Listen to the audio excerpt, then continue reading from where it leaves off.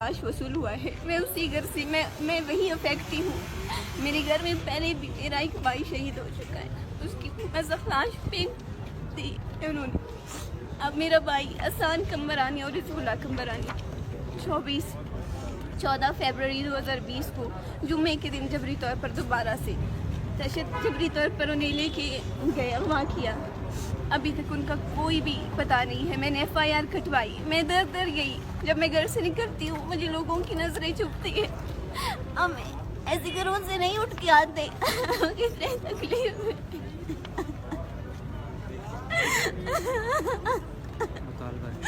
अल्लाह। हमारा मुतालबा है हमारे भाइयों को रिहा किया जाए। उन्हें बाज़ियाब जाकिर जान को 11 साल हो रहे हैं। उसकी माँ कितनी तड़प रही होगी इस इंतज़ार में। हमारा हर घर बलूचिस्तान का दूसरा घर इसी सदमे में मुब्तला। यही तकलीफ हमें खाई जाती है कि हमारा भाई कब घर आएगा। हमारी खुशियाँ मलियामेट हो चुकी है। हम खुशियाँ नहीं मनाते, हम शोक करते हैं अपने भाइयों का। मेरे भाई को हिज़्बुल्लाह को रिहा किया जाए। मेरा भाई प्रिंसटन यूनिवर्सिटी में तालिब इल्म था, BBA कर रहा था।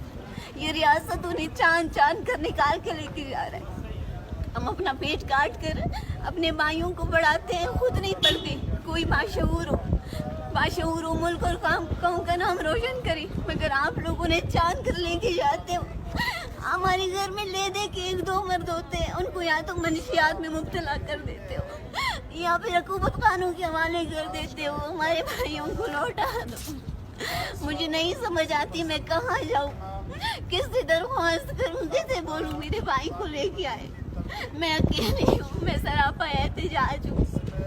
मैं सिर्फ वसीफा नहीं रही, मैं फरजाना हूँ, मैं वारंग हूँ, मैं बरमुश हूँ, मैं बलोचिस्तान हूँ। मेरे भाइयों को लौटा दो खुदारा, मेरे भाइयों को लौटा दो।